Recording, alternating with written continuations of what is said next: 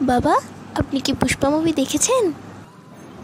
আজকালকার মাইয়া গো, কিতা মুভি দেখায় আমার মাথায় ঢুকে না।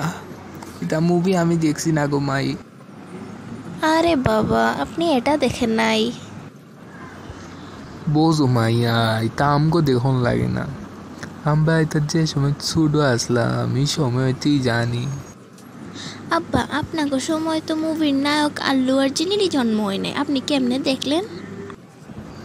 আমাগো সময় না, ও তো ভালো ভালো মুভি আসলো। আজকালকার পোলা পানগো দেখলে একবারে চোখ ছানা বড়া হয়ে যেত। তাহলে কোন তো আপনাকে সময়ের একটা ভাইরাল মুভির ডায়লগ দেখি কেমন পারেন। আমার কাছে এটা কোনো ব্যাপারই না।